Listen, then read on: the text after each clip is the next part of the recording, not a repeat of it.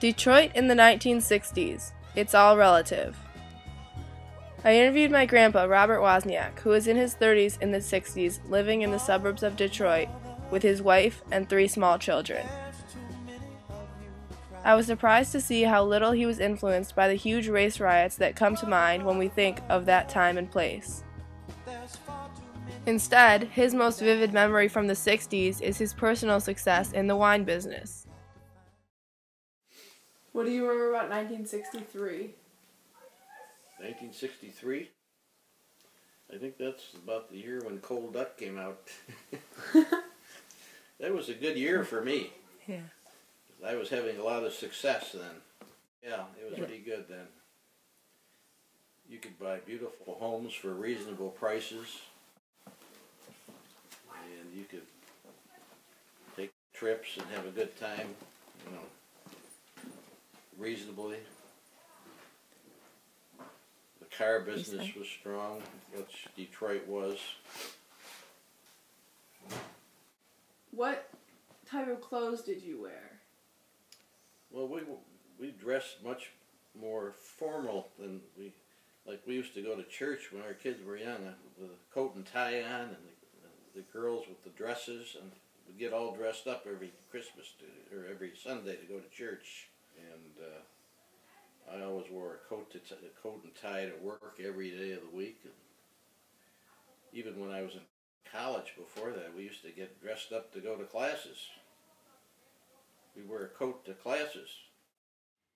My former vision of the 60s always involved images of casual hippies, so I was surprised to hear that he described the dress as formal. Motown is where the black music, I think the Supremes and different musicians, that's where they would record. There was a studio in Detroit that was run by a guy named Berry Gordy, and they had some of the greatest, musical groups ever. Berry Gordy marketed the Motown artists to appeal to the masses, but even in Detroit, they weren't popular with everyone.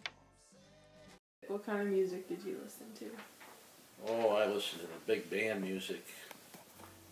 People like Glenn Miller and Tommy Dorsey. I listened to a lot of Dixieland jazz music. I love jazz music. Jazz and big band music.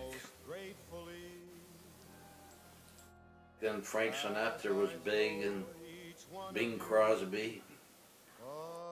What stands out in your mind most from the news at the time? Well, I know the news wasn't as didn't have all the bad news back then. Having all the things going on in the world, it was a more easygoing. We had a lot of fun back then. Sure. But they did have some race riots back in the late 60s in Detroit. Detroit today is like 80% black. Back then, it was maybe 60% black or something. The Detroit race riot of 1967 was one of the deadliest and most destructive riots of U.S. history. My grandpa really didn't have much to say about the race riots, and despite living and working in the Detroit area, he was surprisingly unaffected by them. The years of Kennedy's presidency were often called the Camelot years, which has come to mean an idyllic time of hope and optimism.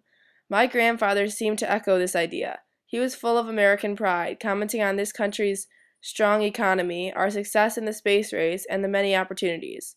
Maybe there's a link between this American pride and the many movements and protests of the 1960s. Freedom and equality are at the root of what it means to be an American. Americans in the 1960s may have been re-examining these core values and challenging others to do the same, demanding civil rights, gay rights, women's rights, and protesting war. I imagined all these movements happening simultaneously and affecting Americans. I imagined this time being radical and controversial. My grandfather depicted a simpler, more optimistic time.